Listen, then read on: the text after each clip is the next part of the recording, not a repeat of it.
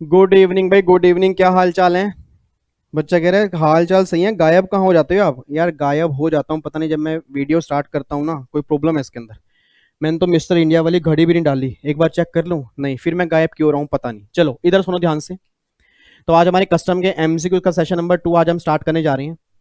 Session number 1 हमने complete कर लिया, उसमें 30 क्वेश्चन हमने किए थे।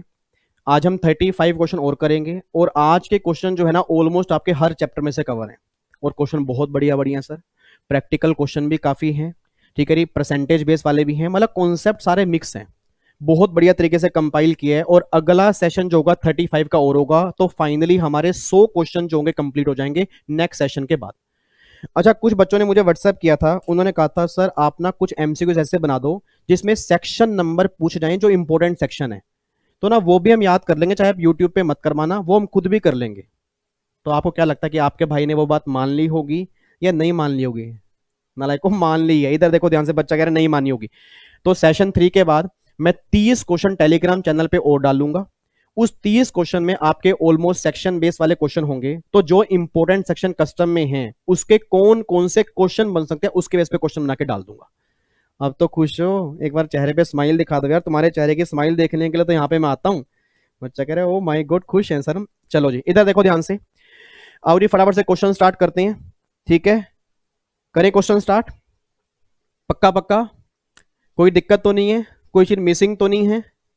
मिसिंग लग रही है? क्या मिसिंग लग रही है सर? वो 2 मिनट की प्रेयर मिसिंग लग रही है, 2 मिनट की। पक्का करनी है? चलो आओ फटाफट से करते हैं, फिर हम क्लास स्टार्ट करेंगे। हाथ जोड़ लो फटाफट से, जहां पर भी आप हो, चाहे आप कहीं पर बैठे हो, खड़े हो, 2 मिनट बस हाथ जोड़ लो, प्रार्थना करेंगे, देन फिर हम अपना क्लास स्टार्ट कर देंगे।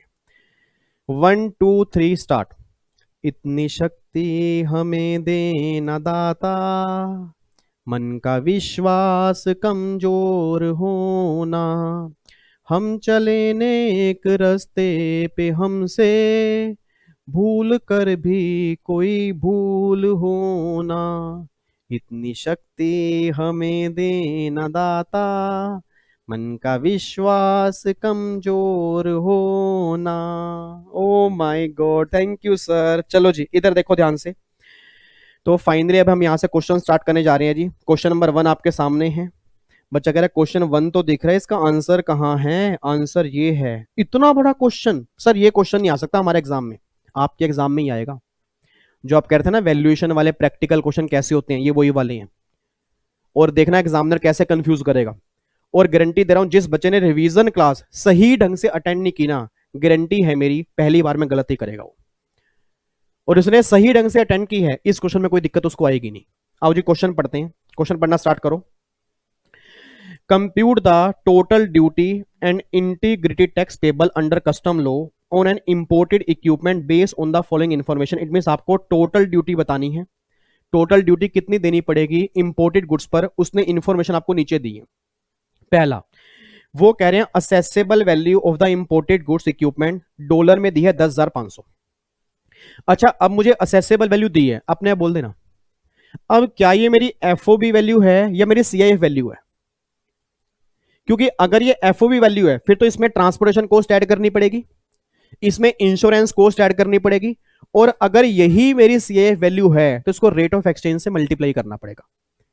एक बार फटाफट क्वेश्चन देख के बताओ, ये वैल्यू मेरी कौन सी एफओबी है या सीआईएफ है? सर ये सीआईएफ वैल्यू है, क्योंकि पूरे क्वेश्चन में ट्रांसपोर्टेशन इंश्योरेंस के बारे में कुछ नहीं कहा, उसने असेसेबल वैल्यू बोला। असेसेबल वैल्यू मींस जिस वैल्यू पर हमें टैक्स चार्ज करना है, तो ये वैल्यू मेरी क्या बन जाएगी? सीआईएफ वैल्यू बन जाएगी। बस ये बात ध्यान दो।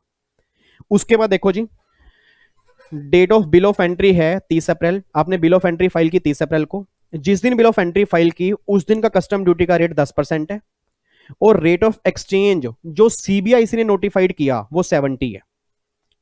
फिर डेट ऑफ एंट्री इनवर्ड दी है 20 अप्रैल को, मतलब एंट्री इनवर्ड है 20 अप्रैल को। उस दिन कस्टम ड्यूटी का रेट है 20%, और रेट ऑफ एक्सचेंज सीबीआईसी वाला है वो है 62। आईजीएसटी का रेट दिया हुआ है 12%। सोशल वेलफेयर सरचार्ज दिया है 10%। अब वो कह रहे हैं टोटल ड्यूटी निकाल दो। क्वेश्चन आपके सामने। बच्चा कह रहे हैं यार ड्यूटी निकाल तो दें, बट यही तो पंगा है, यही तो हमें समझ नहीं आता। इसको सर को हमने कहा भी था रिवीजन क्लास में क्वेश्चन करवा दो, करवाई नहीं, कह रहे बाद में कराऊंगा। कह रहे सर यही तो दिक्कत है, इसमें दो रेट आप मतलब 2 डेट आपने दी है, एक बिल ऑफ एंट्री की और एक एंट्री इनवर्ड की। अब हमें यही समझ नहीं आ रहा कि रेट हम किस दिन का लें। हमें यही समझ नहीं आ रहा रेट ऑफ एक्सचेंज हमें किस दिन का लें। याद करो जो रिवीजन क्लास हमने की थी, थोड़ा सा माइंड पीछे घुमाओ। और मैंने वहां पे कहा था वैल्यूएशन वाले टॉपिक के अंदर कि रेट ऑफ ड्यूटी आपको उस दिन की लेनी होती है जो बिल ऑफ एंट्री और entry inwards whichever is later. एक बार सेक्शन 15 का ना डायग्राम ओपन कर लेना रिवीजन क्लास में से, ऐसे मत बैठो, ऐसे मत घूरो, ना लगे कि हम सब कुछ कर चुके हैं।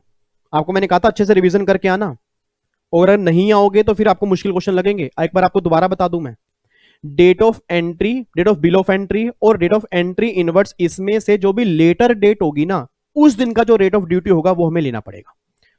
दूसरा बच्चा कहता है चलो ठीक है, फिर रेट ऑफ एक्सचेंज हम किस दिन का लेंगे? सर रेट ऑफ एक्सचेंज तो फिक्स है, जिस दिन आप बिल ऑफ एंट्री फाइल करते हो उस दिन का रेट ऑफ एक्सचेंज हमारे काम आता है। तो रेट ऑफ एक्सचेंज हमें लेना होता है बिल ऑफ एंट्री के दिन का, बट ड्यूटी हमें उस दिन की लेनी होती है जो इनमें से लेटर होता है। अब अपने बोल देना 20 अप्रैल लेटर है या 30 अप्रैल लेटर है, फटाफट से बोल दो 20 अप्रैल या 30 अप्रैल। 20 अप्रैल। नालायक किस स्कूल से पढ़े हो? 20 अप्रैल बच्चा कह रहा है, 20 अप्रैल लेटर है या 30 अप्रैल? 30 अप्रैल। तो अगर 30 अप्रैल लेटर है तो लेटर क्या बन गया? Bill of entry. तो इसी दिन का मुझे रेट ऑफ ड्यूटी लेनी है और इसी दिन का मुझे रेट ऑफ एक्सचेंज लेना है। तो इसको मैं क्रॉस कर रहा हूं।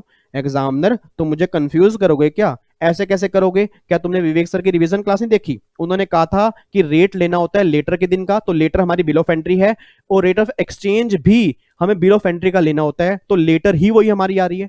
तो भैया ये रेट लेंगे 70 और रेट ऑफ ड्यूटी का लेंगे 10%। आओ जी क्वेश्चन करो फटाफट से। अब 10,500 को 70 से मल्टीप्लाई कर दो। अब अगर 10,500 को 70 से मल्टीप्लाई किया तो ये निकल के आ गया 7,35,000। इसमें 10% कस्टम ड्यूटी 73,500, इसका 10% सोशल वेलफेयर सरचार्ज कितना आएगा? 7,350।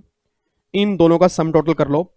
अगर मैं इसमें ऐड कर दूंगा 73,500 प्लस में 7,350, तो ये आ गया 8,15,850, ये निकल के आ गया। अब मुझे आईजीएसटी निकालना है। अपने बोल देना आईजीएसटी किसका निकलेगा? टैक्स का निकलेगा या वैल्यू का निकलेगा? वैल्यू। और वैल्यू हम कौन सी लेते हैं? Including tax. तो भैया ये हमारी वैल्यू है, इसका 12% निकालूंगा तो मेरा आएगा 97,902। अब मुझे क्या निकालनी है? टोटल वैल्यू निकालनी है या टोटल ड्यूटी निकालनी है? टोटल ड्यूटी निकालनी है। तो टोटल ड्यूटी में कौन कौन सी ड्यूटी आ गई? एक तो आ गया 73,500 बेसिक कस्टम ड्यूटी। बोलो फटाफट, साथ साथ बोला करो सर, आंसर तभी आएगा। इसका 10% सोशल वेलफेयर सरचार्ज 7,350, और आईजीएसटी अभी हमने निकाला 97,902। इनका सम टोटल कर लो। अगर मैं इसमें 73,500 ऐड कर लूंगा, 7,350 ऐड कर लूंगा, तो आंसर आएगा 1,78,752। ऑप्शन नंबर कौन सा? Option number A is the correct answer. लो जी आंसर आ गया। ओ माय गॉड सर, मजा आ गया करने में, आ गया मजा। तो इस तरह के आपके एग्जाम में क्वेश्चन बनेंगे वैल्यूएशन वाले। और अभी टेंशन मत लेना, इससे अगला क्वेश्चन भी वैल्यूएशन का है, और वो और कमाल का है। ये तो कुछ भी नहीं था सर, इससे मुश्किल की मैक्सिमम लिमिट क्या हो सकती है? क्वेश्चन नंबर 2 आपके सामने। और अगर किसी बच्चे ने क्वेश्चन नंबर 2 कर लिया ना सर, इतनी मुझे गारंटी है वो वैल्यूएशन वाला क्वेश्चन गलत नहीं करके आएगा। एक बार क्वेश्चन नंबर 1 दोबारा रिपीट करूंगा, क्योंकि कई नालायक बच्चे ऐसे हैं जो लेट आए हैं, क्योंकि ना उनको लेट आने की आदत है, क्योंकि पंचुअलिटी उनके डिक्शनरी में कोई वर्ड ही नहीं होता, जबकि बहुत जरूरी है पंचुअलिटी। इट मींस जिस टाइम पे बोला उस टाइम पे आपको आना पड़ेगा। जो नालायक बच्चे उनके लिए दोबारा बोल रहा हूं, और जिनको पहले समझ में नहीं आया उनके लिए दोबारा बोल रहा हूं। आपको 10,500 सीआई वैल्यू दी है, इसके लिए रेट ऑफ एक्सचेंज हमें चाहिए। रेट ऑफ एक्सचेंज लेते हैं बिल ऑफ एंट्री का। बिल ऑफ एंट्री का सीबीआईसी वाला रेट दिया 70, तो मैंने 70 से मल्टीप्लाई कर दिया, बात खत्म हो गई। अब रेट ऑफ ड्यूटी हमें लेना होता है whichever is later. Later किस में से? जिस दिन बिल ऑफ एंट्री फाइल करेंगे, या एंट्री इनवर्ड और अराइवल, जो भी लेटर होगा उसमें से। अब भैया एंट्री इनवर्ड तो आपकी ये दी है, बिल ऑफ एंट्री ये दी है, इसमें से लेटर क्या है? बिल ऑफ एंट्री है। तो बिल ऑफ एंट्री के दिन का जो भी रेट होगा वो रेट हमारा काम आएगा। एंट्री इनवर्ड के दिन का जो रेट होगा वो हमारे काम का नहीं है। तो रेट 10% आ गया। अब रेट हमने 10% ले लिया। अब जो ये ड्यूटी निकल के आई, इसका 10% सोशल वेलफेयर सरचार्ज आएगा, क्योंकि सोशल वेलफेयर सरचार्ज किसका निकलता है? बेसिक कस्टम ड्यूटी का निकलता है। तो अगर मैं 10% निकालूंगा, 7,350 आ गया। इनको सबको जोड़ा मैंने, ये वैल्यू निकल के आ गई। इस वैल्यू पे लगेगा जीएसटी। अब जीएसटी निकाल लोगे, ये आपका जीएसटी आ गया। उसने मुझसे टोटल ड्यूटी मांगी है, तो total duty means basic custom duty plus में सोशल वेलफेयर सरचार्ज और प्लस में आईजीएसटी। अब अगर मैं इन सबका टोटल करूंगा तो ऑप्शन ए जो है ये आपका मैच हो जाएगा जी। कोई दिक्कत तो नहीं है? पक्का पक्का आगे बढ़ सकते हैं। बच्चा कह रहा है यस सर, अगला क्वेश्चन दिखाओ जो आप कह रहे हो ना मुश्किल है, अगला दिखाओ। लो जी क्वेश्चन आपके सामने है। क्वेश्चन देखो, from the following particular calculate total custom duty, यहां पे भी टोटल कस्टम ड्यूटी निकालनी है। Date of presentation of bill of entry, bill of entry present करने की डेट आपको दी है, क्या डेट दी है जी? 20 जून। उस दिन कस्टम ड्यूटी का रेट 15% है। इंटर बैंक का एक्सचेंज रेट 61 है और रेट नोटिफाइड बाय सीबीआईसी वो 62 है। फिर अराइवल का डेट दिया हुआ है, अराइवल ऑफ एयरक्राफ्ट की डेट दी है 30 जून। उस दिन कस्टम ड्यूटी का रेट 10% है। इंटर बैंक का रेट है 61 और नोटिफाइड किया सीबीआईसी ने, वो किया 63। आईजीएसटी का रेट 12% है। सीआईएफ वैल्यू आपको 2000 दी है। इस 2000 में एयर फ्रेट मतलब एयर की ट्रांसपोर्टेशन 500 ऐड की हुई है। इंश्योरेंस 100 रुपए ऐड किया हुआ है। सोशल वेलफेयर सरचार्ज 10% है। वो कह रहा है टोटल कस्टम ड्यूटी निकाल दो। क्वेश्चन आपके सामने है। बच्चा कह रहा है निकाल दो फिर। मतलब आप निकाल के बताओ। कह रहा है हम नहीं निकाल सकते सर। ऊपर वाले क्वेश्चन में तो फिर भी समझ आ रहा था, इसमें तो कुछ समझ में नहीं आ रहा, क्योंकि इसमें आपने 2 डेट दोबारा दे दी है। बट इसमें जो लेट वाली आ रही है, लेट वाली तो अराइवल है, क्योंकि बिल ऑफ एंट्री फाइल की 20 जून को, अराइवल है 30 जून को, तो लेटर तो 30 जून की है। मैं कहा बिल्कुल सही बात है। अब सोच के बोलना, अगर लेटर 30 जून की है तो जो लेटर होगा उस दिन जो ड्यूटी का रेट होगा वही तो कंसीडर करेंगे ना। तो अपने बोल दो उस दिन ड्यूटी का रेट क्या है 10%, तो ये 15% मेरे किसी काम का नहीं है। बच्चा कह रहा है सर तो क्या फिर ये बिल ऑफ एंट्री वाला सारा काट दें? सर सारा काट दें, गलती से मत काट देना। सर रेट हमें लेटर वाला लेना है, बट रेट ऑफ एक्सचेंज हमें लेना होता है बिल ऑफ एंट्री के दिन का। तो अपने बोल देना रेट ऑफ एक्सचेंज मैं कौन सा लूंगा, 61 लूंगा या 62 लूंगा? 62, क्योंकि कौन सा लेते हैं? सीबीआईसी वाला। आपको मैंने पहले भी कहा था और कई बैंक के दिए होंगे वो हमारे किसी काम के नहीं होंगे, जो सीबीआईसी वाला रेट होगा वो हमारे काम का होगा। तो कमाल की बात देखो, रेट हमें लेना है जो .2 में है और रेट ऑफ एक्सचेंज हमें लेना है जो .1 में है। इसमें यह फर्क आ गया। और आप चेक करो सर, क्वेश्चन नंबर 1 में ऐसा नहीं था। क्वेश्चन नंबर 1 में बिल ऑफ एंट्री के दिन का ही रेट लिया था, बिल ऑफ एंट्री के दिन का ही रेट ऑफ एक्सचेंज लिया था। क्वेश्चन नंबर 2 में ऐसा नहीं है। क्वेश्चन नंबर 2 में लेटर हमारा आ रहा है अराइवल, तो उस दिन का तो रेट ले लिया, और बिल ऑफ एंट्री फाइल की है जिस दिन, उसका रेट ऑफ एक्सचेंज ले लिया। तो अपने बोल दो रेट ऑफ एक्सचेंज में कितना लूंगा 62, और रेट ऑफ ड्यूटी कितनी लूंगा 10%। ये बात क्लियर हो गई। आईजीएसटी 12 दिया हुआ है। अच्छा अब आ रहा हो सीआईएफ वैल्यू। अब एक बच्चा ना फटाफट से क्वेश्चन करने लग गया, कह रहा भाई अब तो मुझे पता लग गया, अब तो कुछ भी नहीं है, अपना 2000 सीआईएफ वैल्यू है, मल्टीप्लाई कर देंगे 62 से, तो उसके बाद आपकी वैल्यू निकल के आ गई। फिर कस्टम ड्यूटी लगा देंगे, फिर सोशल वेलफेयर सरचार्ज लगा देंगे, फिर जीएसटी लगा देंगे, इनको ऐड कर देंगे, टोटल कस्टम ड्यूटी आ गई। बताओ क्वेश्चन में है क्या? सर क्यों मुश्किल कह रहे हैं? यही नालायक बच्चा है जो क्वेश्चन गलत करके आएगा। और मैंने आपको रिवीजन क्लास के अंदर बताया भी था कि सर क्वेश्चन एयर वाला है, चेक करो एयर वाला है। ओहो हाँ हाँ सर, आपने एयर वाले केस में कहा था कि ट्रांसपोर्टेशन कॉस्ट अगर एक्चुअल दी हो तो एक्चुअल ही लेंगे, ऐसा नहीं है, 20% ऑफ एफओबी निकालना पड़ेगा, विच एवर इज लेस लेना पड़ेगा। तो देखो वही काम यहाँ पे करना पड़ेगा। बच्चा कह एफओबी तो दी नहीं है, तो एफओबी नहीं दी तो क्या एफओबी निकाल नहीं सकते? निकाल सकते हैं। कैसे निकालेंगे? सीआईएफ कितनी है 2000, उसमें 500 ये माइनस कर दो, 100 ये माइनस कर दो, तो 1400 जो होगा ये आपकी निकल के आ जाएगी एफओबी प्राइस। 2000 जो है, $2000 से आपने ट्रांसपोर्टेशन माइनस की, इंश्योरेंस माइनस किया, $1400, ये क्या निकल के आ गया? एफओबी प्राइस निकल के आ गया। अब इस एफओबी का 20% कितना आएगा जी? 280, ट्रांसपोर्टेशन 280। अब आपने बोल देना 280 और ये 500, विच एवर इज लेस, तो लेस कितना है? 280, तो लूंगा क्या? 280 लूंगा। सर इस तरह से क्वेश्चन होंगे। तो मैं क्या करूंगा, 1400 एफओबी है, इसमें 280 ऐड कर दूंगा, ट्रांसपोर्टेशन, इंश्योरेंस तो एक्चुअल ही लेंगे, तो भैया ये निकल के आएगा 1780, ये मेरी वैल्यू निकल के आएगी सीआईएफ। कमाल की बात देखो सर, कहां तो सीआईएफ 2000 दिया हुआ है कंफ्यूज करने के लिए, और कहां सही जो निकल के आ रहा है 1780 आ रहा है। आप ये गलती करके आते हो एग्जाम में जब आप कहते हो पेपर मुश्किल है, क्योंकि आपने क्वेश्चन ध्यान से नहीं पढ़ा। अगर ये क्वेश्चन वेसल वाला होता, हाँ अगर वेसल वाला होता ना फिर कोई दिक्कत नहीं थी, फिर तो 2000 को ही मल्टीप्लाई करता, क्योंकि वेसल वाले केस में ट्रांसपोर्टेशन कॉस्ट अगर एक्चुअल दी है तो एक्चुअली लेते हैं। बट मैंने कहा था एयर वाले केस में अगर एक्चुअल दी भी है ना तो भी 20% और actual which ever is less लेते हैं। तो यहां पे एयर वाला केस है, एयर वाले केस में लेस लेंगे, लेस मेरा 280 है, इंश्योरेंस कॉस्ट एक्चुअल दी है वही लेंगे, CIF मेरा 1780 आ गया। अब 1780 को मल्टीप्लाई करो रेट ऑफ एक्सचेंज से, तो करो मल्टीप्लाई जी। 1780 को मल्टीप्लाई करेंगे 62 से, तो 1780 को अगर मैं 62 से मल्टीप्लाई करूंगा तो ये आ गया 110360, ये आ गया जी। अब इसका 10% निकाल दो जी, 10% बेसिक कस्टम ड्यूटी, तो ये निकल के आ गया 11036, और इसमें 10% अभी सोशल वेलफेयर सरचार्ज और ऐड कर दो, तो अगर मैं इसमें 10% ऐड कर दूंगा तो ये आ जाएगा 12140, 12140 आ गया जी राउंड ऑफ करने के बाद। अच्छा, अब टोटल वैल्यू निकाल लो, 110360 में 12140 अगर मैं ऐड करूंगा, तो 110360 में 12140 अगर मैं ऐड करूंगा तो ये आ गया 122,500, ये आ गया।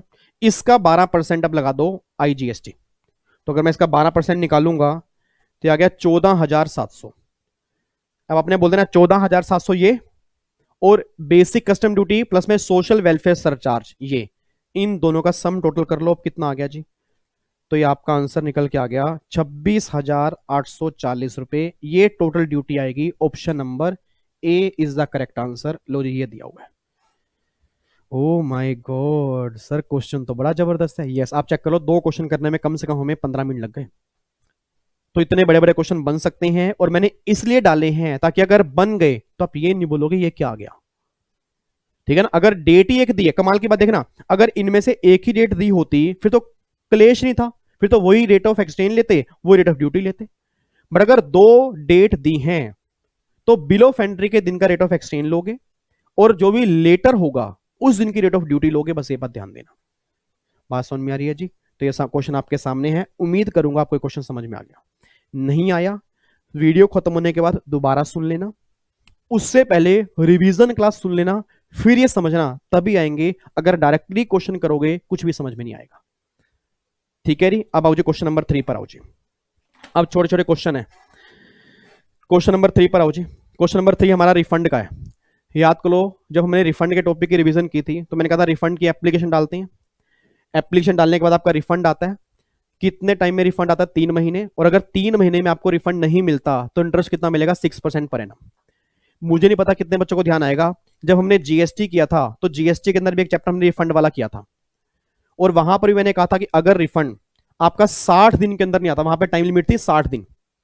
मैं दोबारा बोल रहा हूं, बच्चा कंफ्यूज हो जाएगा। अगर मैं जीएसटी के रिफंड की बात करूंगा, वहां लिमिट 60 दिन थी, इंटरेस्ट वहां भी 6% था, बट वहां पर अगर कोई केस अपील वाला होगा तो 9% था। कस्टम वाले केस में सिंपल सा लो है, अगर 3 महीने में रिफंड नहीं आता तो गवर्नमेंट को हमें 6% पर एनम इंटरेस्ट देना पड़ेगा। बस ये पर ध्यान देना।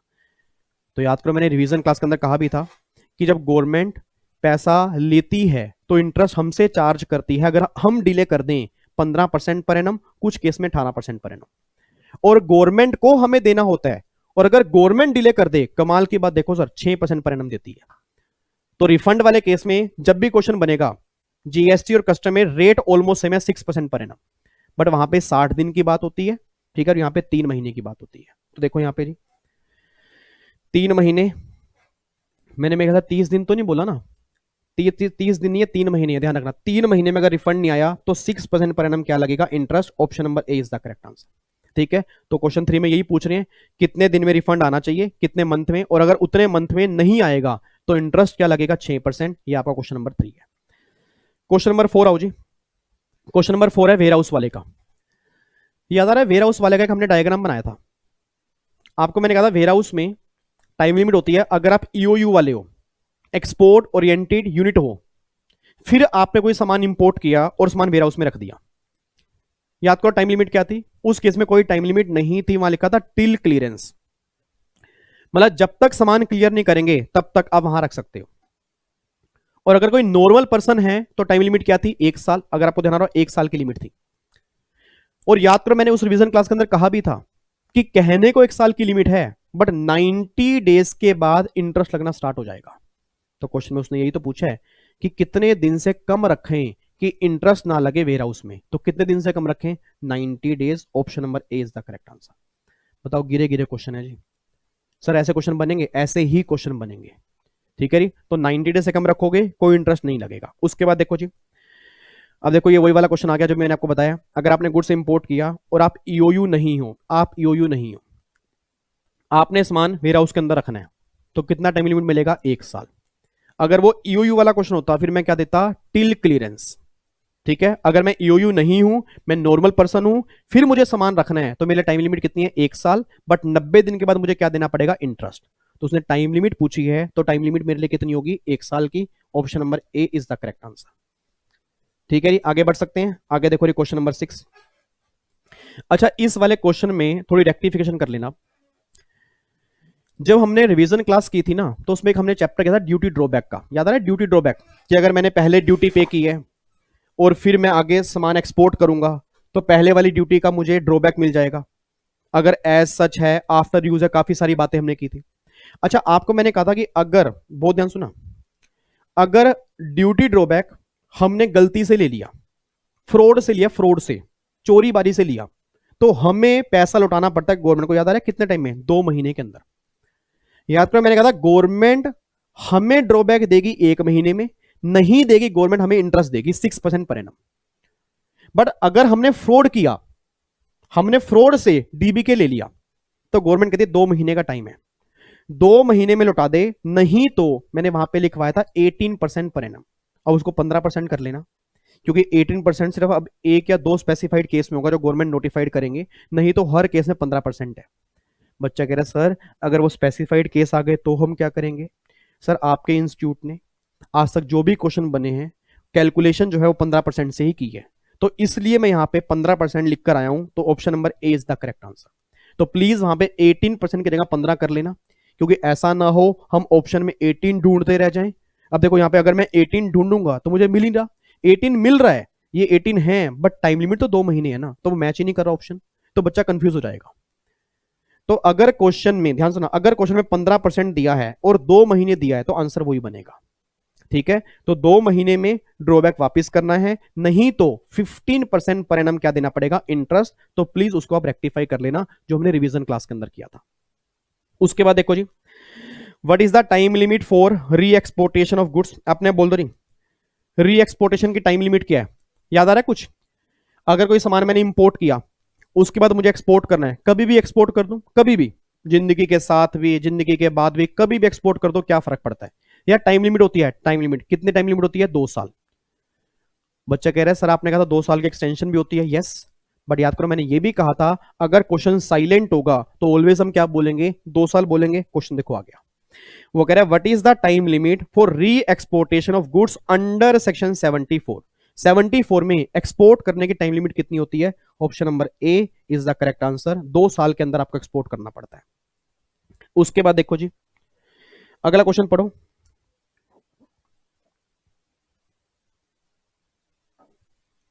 अगला क्वेश्चन कह रहे हैं what is the rate of duty drawback if the goods are exported without use? आपने बोल दो जी, मैंने बाहर से कैलकुलेटर मंगाया, इस कैलकुलेटर को बिना यूज किए ही एक्सपोर्ट कर दिया, क्या डीबीके मिलेगा? नहीं मिलेगा, नालायक। सर मेरी बातें आपको समझ में आ रही है ना? बातें समझ में आ रही है? वैसे आके बैठ गए जगराता सुनने के लिए?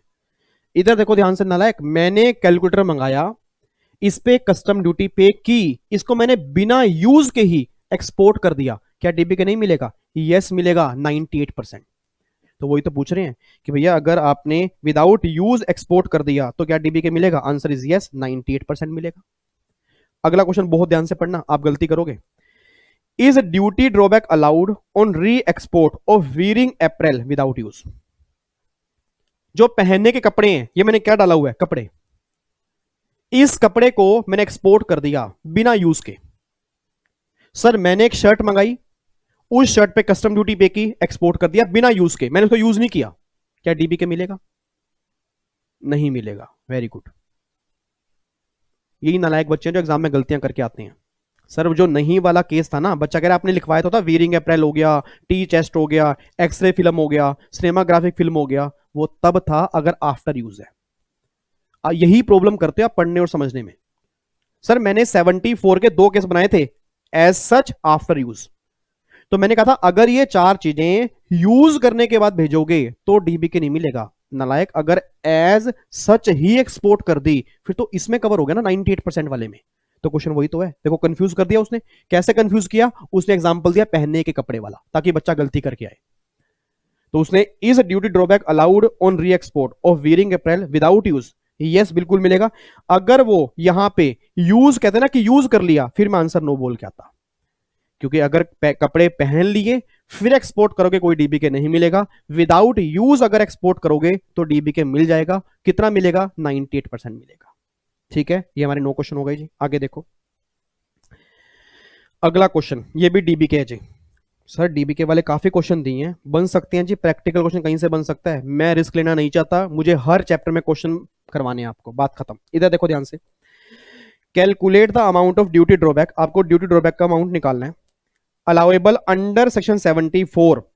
आपके फॉलोइंग केस दिए हुए हैं। कह रहे हैं Salman imported A motor car for his personal use. Motor car import किया पर्सनल यूज के लिए और 5 लाख रुपए की इंपोर्ट ड्यूटी पे की है। कार री एक्सपोर्ट कर दी है 6 महीने 20 दिन के बाद। अब कार वाला केस कौन सा है? Notification number 2। याद आ रहा है कुछ?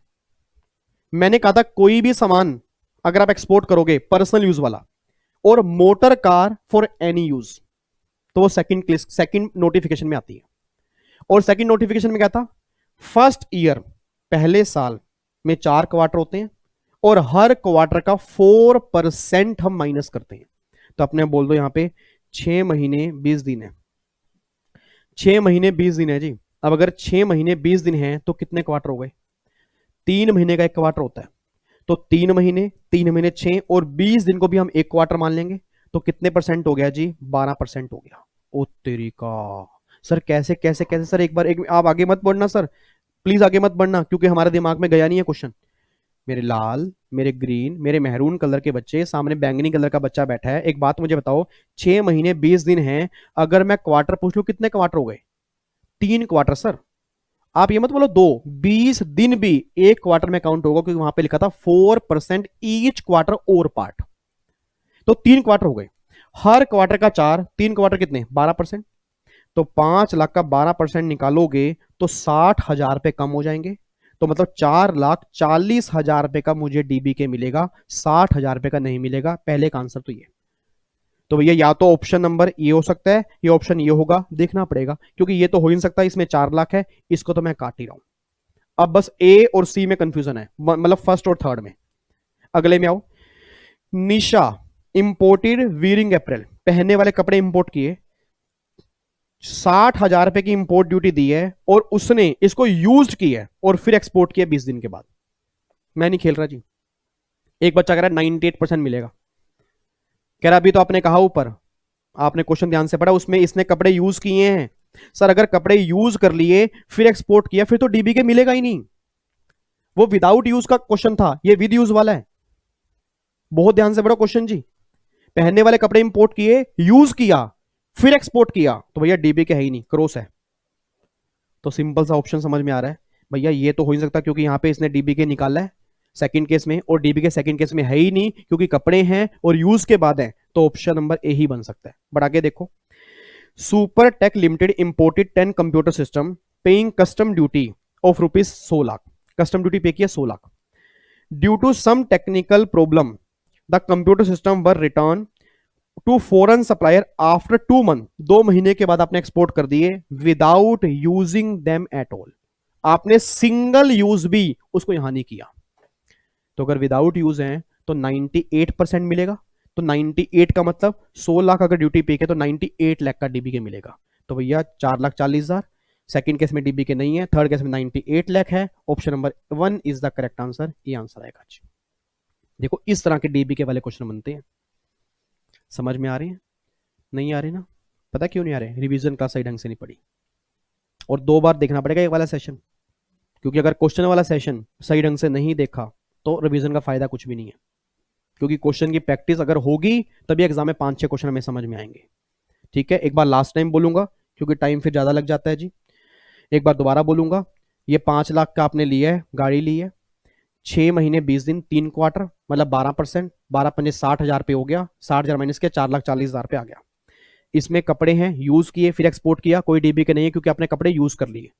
तीसरे केस में कंप्यूटर सिस्टम है बट आपने यूज नहीं किया, चाहे वो 2 महीने के बाद एक्सपोर्ट किया बट यूज नहीं किया, विदाउट यूज किया, तो 98%, तो 98 लेके आ गया। Option 1 is the correct answer. ठीक है, कोई दिक्कत तो नहीं है। आओ जी आगे बढ़ो। Determine the rate of drawback if period between the rate of clearance for home consumption and the date when goods are placed under custom control for export not more than 3 months। अपने बोल दो 3 महीने के अंदर अंदर आपने export कर दिया और गुड्स इंपोर्ट किया था आपने बिजनेस पर्पस के लिए, आपने बोल देना।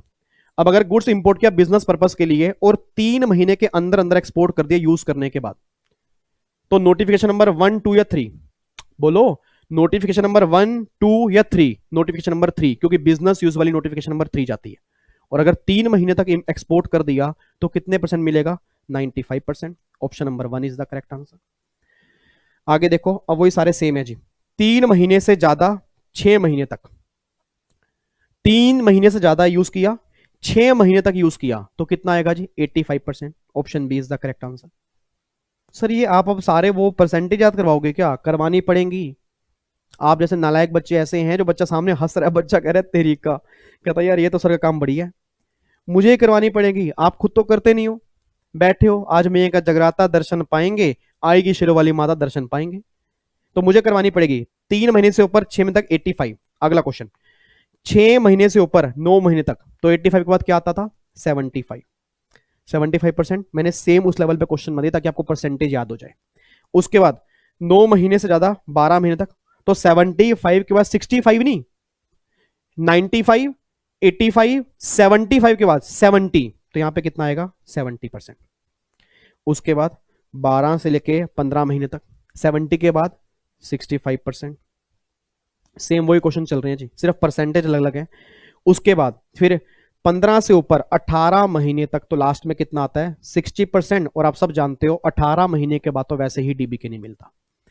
तो जो नोटिफिकेशन नंबर 3 की जितनी परसेंटेज थी ना, 95, 85, 75, 70, 65 और 60, वो सारी मैंने क्वेश्चन के थ्रू आपको बता दी है, क्योंकि इसमें से अगर क्वेश्चन बना तो मैं नहीं चाहता कि आप गलती करके आओ। उसके बाद देखो जी, duty drawback rate shall not exceed. Duty drawback का रेट एक्सीड नहीं हो सकता। याद करो, आपको बताया था मैंने 1/3 ऑफ मार्केट प्राइस। याद आ रहा है कुछ? वैसे तो 50 रुपए तो कम से कम अमाउंट है ही है, बट एक मैंने और भी कहा था कि मार्केट प्राइस के 1/3 से ज्यादा तो आपको डीबी के मिल ही नहीं सकता। तो देखो यहाँ पे क्या लिखा है? 1/3, 2/3, 50 या 50 से ऊपर डीबी के नहीं मिल सकता। मिल सकता है 50 तो कम से कम होना ही चाहिए। तो आंसर क्या आएगा? 1/3 ऑफ द मार्केट प्राइस। ये आप option number A is the correct answer. ठीक है। उसके बाद देखो जी, effective rate of duty shall be baggage. Oh yes sir, baggage वाला चैप्टर आ गया, सारे कवर करेंगे, टेंशन मत लो। बैगेज के चैप्टर में इफेक्टिव रेट ऑफ ड्यूटी कितना है जी? याद करो, कुछ 35% रेट होता है और प्लस मैंने कहा था 10% सोशल वेलफेयर सरचार्ज, तो कितना आ गया? 38.5। तो अपने बोल दो इफेक्टिव रेट कितना है। उसने नॉर्मल रेट नहीं कहा, effective. Effective means including social welfare surcharge. तो आंसर क्या बनेगा? 38.5। Option number A is the correct answer. कुछ कॉन्फिडेंस बिल्डअप हो रहा है या नहीं हो रहा, या ऐसे ही चल रहा है? आ रहा है कुछ समझ? क्वेश्चन करने से प्रैक्टिस हो रही है? पक्का पक्का, वेरी गुड। आगे देखो, आगे देखो री, जनरल फ्री अलाउंस, ये पता क्या है? जो 50,000 और 15,000 रुपए की लिमिट नहीं है बैगेज में, उसकी बात कर रहे हैं। जो लिमिट है under custom act on used personal effect, आपने बोल देना यूज्ड पर्सनल इफेक्ट, क्या सारे एग्जम्प्ट होते हैं या लिमिट एप्लीकेबल होती है? वो तो सारे एग्जम्प्ट होते हैं सर। मैंने आपको याद करो, मैंने बैगेज वाले चैप्टर में कहा था, अगर मैं शर्ट डाल के वापिस आया हूं तो ये यूज हो गया ना, तो ये कितने की भी हो, ये तो वैसे एग्जम्प्ट है क्योंकि ये यूज पर्सनल इफेक्ट है। इसके साथ जो सामान लेके आ रहा हूं उस पे एग्जम्पशन मिलेगी अलग से। तो वो कह रहा है यूज पर्सनल इफेक्ट पे क्या एग्जम्पशन मिलती है? दैट इज नॉट अलाउड, उस पे नहीं मिलती। बट जो अलग होते हैं साथ में, जैसे फायर आर्म्स गोलियां, बंदूक की गोलियां, अगर 50 से ऊपर है फिर तो मैंने कहा था टैक्सेबल है, 50 तक लिमिट के अंदर जाती है। तो अगर गोलियां 50 तक हैं तो क्या उस पर एग्जम्पशन मिलेगी? नहीं मिलेगी? यस मिलेगी। तो यहां पे आंसर आएगा पहले वाले में नॉट अलाउड और दूसरे वाले में allowed. Option number A is the correct answer. ठीक है। तो यूज पर्सनल इफेक्ट में एग्जम्पशन नहीं मिलती, क्यों? क्योंकि वो तो सारे एग्जम्प्ट होते हैं। बट अगर फायर आर्म्स 50 तक हैं उस केस में आपको एग्जम्पशन मिल जाएगी। तो नॉट अलाउड और अलाउड ये हमारा आंसर बनेगा। उसके बाद देखो जी, question number 20, where a person of Indian origin stay abroad USA for 6 months and return to India on 21 January 19। 6 महीने रहने के बाद फिर इंडिया के अंदर वापस आ रहा हूं यूएसए से। अगर मैं नेपाल, भूटान और म्यांमार से आ रहा हूं तो फिर तो मुझे मिलती है 15,000 रुपए की लिमिट। उन तीनों कंट्री के अलावा कहीं से आ रहा हूं तो लिमिट कितनी मिलती है? 50,000 की। और वैसे मैं इंडियन ओरिजन हूं तो मेरे लिए लिमिट कितनी मिलेगी? 50,000 की। तो वो यही पूछ रहा है कि बताओ जी, जो आपके use for having residence in India the GFA for, आपके जो लिमिट है जीएफए की वो कितनी मिलेगी? 50,000 की लिमिट आपको मिल जाएगी, 50,000 रुपए की। ठीक है, उसके बाद देखो जी, इसमें कोई दिक्कत तो नहीं है ना? इंडियन ओरिजन है, यूएसए से आ रहा है, 6 महीने के अंदर आ रहा है, तो लिमिट आपकी 50,000 रुपए की। अगर यहाँ पे लिखा होता नेपाल, अगर यहाँ पे नेपाल लिखा होता या भूटान लिखा होता, फिर लिमिट कितनी मिलती? 15,000 की मिलती। आगे देखो जी, what is the time limit prescribe under custom act as on the date for issuance of demand notice in case of fraud, suppression, wilful misstatement. अपने आप बोल देना फ्रॉड वाले केस में। हाँ जी, 15-20 मिनट और है, उठ के बैठो नालायक, बच्चा लेट गया। मैं यहाँ पे बोल रहा हूँ आपके लिए और मैं खड़ा होकर बोल रहा हूँ, मेरी तबीयत अभी सही नहीं हुई पूरी तरह से, उसके बाद भी बोल रहा हूँ, ये बच्चा नालायक बैठ के पढ़ रहा है। वाह भाई वाह, पेपर मेरे नहीं है नालायक, पेपर आपके हैं, जल्दी खड़े होकर बैठो। इधर देखो ध्यान से, फ्रॉड वाले केस में, याद करो फ्रॉड वाले केस में, मैंने क्वेश्चन अपना रिवीजन क्लास में किया था, डिमांड एंड रिकवरी वाला पॉइंट। फ्रॉड वाले केस के अंदर मैंने कहा था नोटिस जो कस्टम में जाता है कितने टाइम के अंदर आता है? 5 साल। ठीक है, तो वही उसने क्वेश्चन पूछा है कि भैया नोटिस जो है डिमांड नोटिस कितने टाइम में सब होगा जी? आंसर आएगा 5 साल। Option number D is the correct answer. ठीक है, अगला क्वेश्चन देखो जी, अगला क्वेश्चन है क्लासिफिकेशन। याद रहा क्लासिफिकेशन वाला एक चैप्टर हमने किया था, हेडिंग, सब हेडिंग, याद करो कुछ, याद आ रहा है कुछ? हेडिंग सब हेडिंग वाला। फिर रूल हमने किए थे, जनरल रूल हमने किया था, लेटर इज बेटर वाला किया था, एक इन प्रिंसिपल किया था। वही कह रहे हैं later is better rule for classification is as per. बोल दो अपने आप, लेटर इज बेटर वाला किस रूल में लिखा हुआ है? रूल नंबर 3 में तो मुझे पता है, 3A में, 3B में या 3C में? याद करो 3C में लिखा हुआ है, तो ऑप्शन सी, रूल 3C इसमें लिखा हुआ है। एक बार जाके मॉड्यूल में हमने चैप्टर किया था तो मॉड्यूल में देख लेना, रूल 3C में ये पॉइंट लिखा है लेटर इज बेटर। तो उसने मुझसे वही पूछा है कि लेटर इज बेटर जो है वो किस में लिखा हुआ है? रूल नंबर 3C में लिखा है। उसके बाद देखो जी, एक इन रूल, आपने बोल दो फटाफट से, एक इन रूल किस में है? Rule number 4। ये तो बिल्कुल ये सिंपल सी है सर, इसमें समझाने वाला कुछ नहीं है, अगर आपको याद होंगे तो कराओगे, नहीं तो जैसे कई बच्चे बैठे हैं वैसे बैठे हैं बस।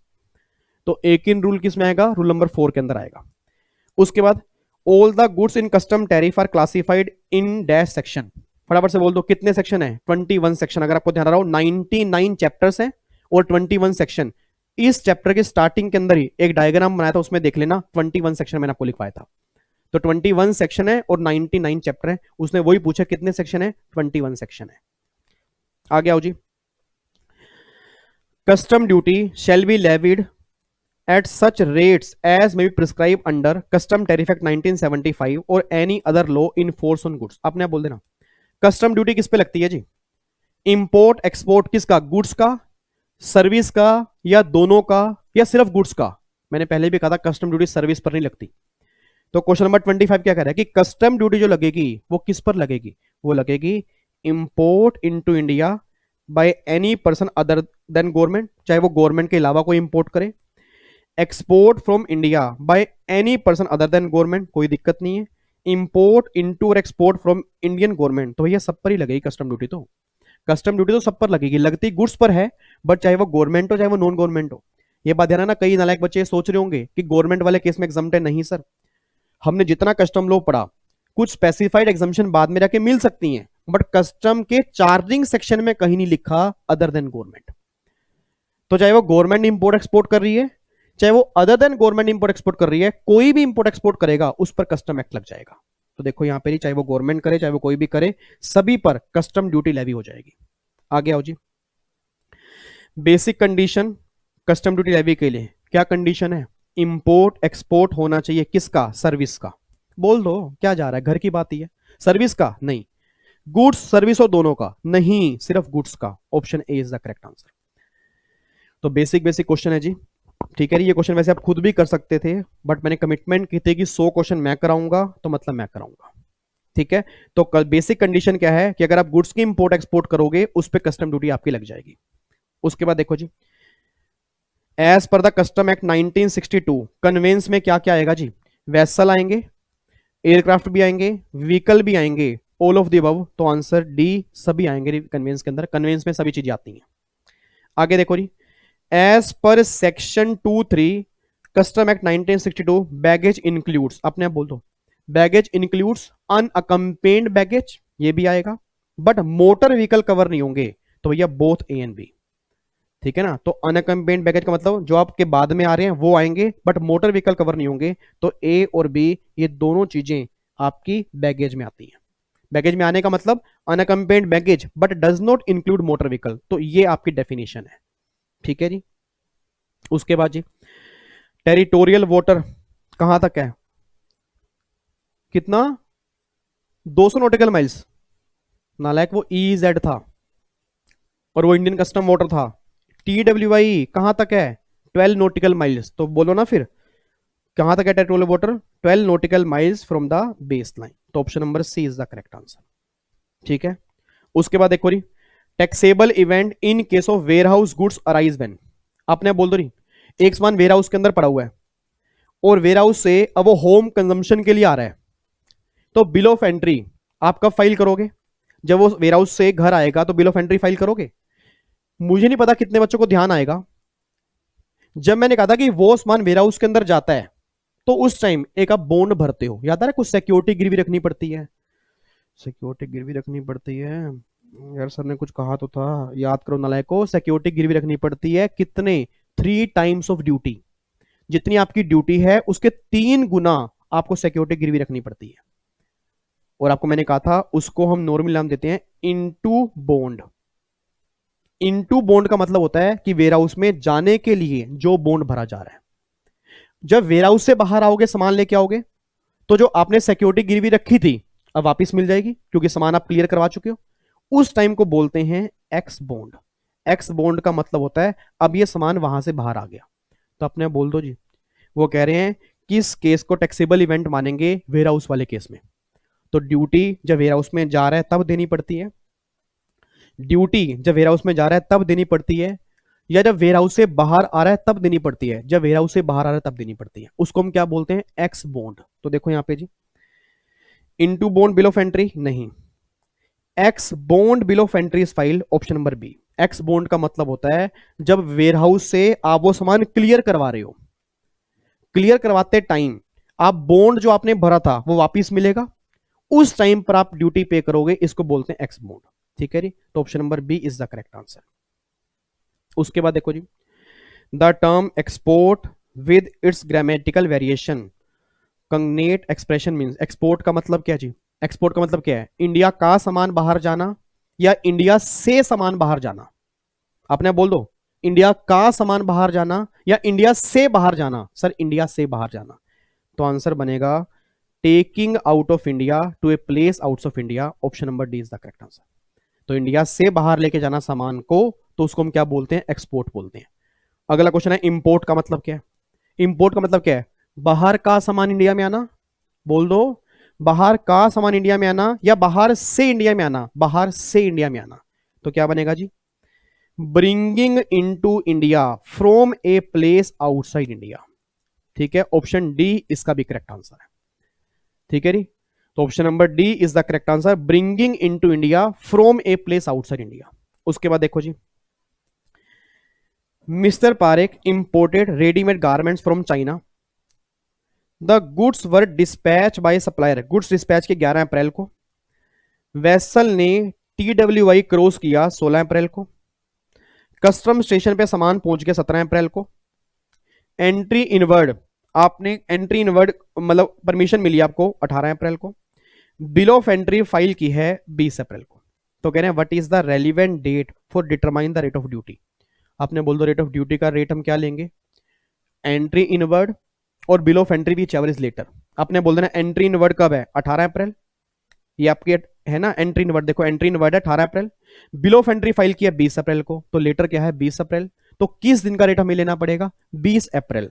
तो option number D is the correct answer. देखो इस तरह से वो कंफ्यूज करते हैं। 5-6 डेट दे दी, बच्चा कंफ्यूज, बच्चा कह रहा है यार पेपर बड़ा मुश्किल आया था, समझ ही नहीं आया भाई, कस्टम तो 1% समझ नहीं आया, पता ही नहीं कहां से आया था। उसको ये नहीं पता, नालायक, पढ़ के ही नहीं गए तो पता क्या लगेगा। अब ये क्वेश्चन अगर 4-5 डेट देख लोगे, बच्चा कंफ्यूज है। बट जिसको प्रोविजन याद है कि एंट्री इन वर्ड और bill of entry whichever is later, तुरंत बोलेगा लेटर हमारी कौन सी है, 20 अप्रैल, वो उसका आंसर आ जाएगा। ठीक है जी, आगे देखो question number 34। Which of the following goods allow to unload from vessel even master of vessel not receive any entry word. याद आ रहा है कुछ?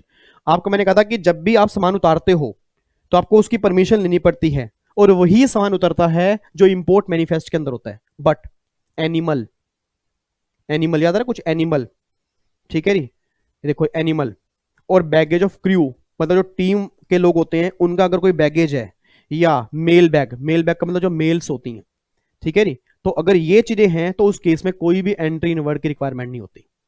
तो अगर आपको रिवीजन क्लास में ध्यान आ रहा हो, वहां पर मैंने एक बॉक्स बनाया था और वहां मैंने कहा था इन चीजों में एंट्री इन वर्ड्स की कोई रिक्वायरमेंट नहीं है, मतलब आपको परमिशन नहीं लेनी। हाँ जी, मैं एनिमल नीचे उतार दूं तो ये एनिमल नीचे उतारने के लिए गवर्नमेंट कहती है, उस केस में कोई परमिशन की रिक्वायरमेंट नहीं है, एंट्री इन वर्ड की रिक्वायरमेंट नहीं है।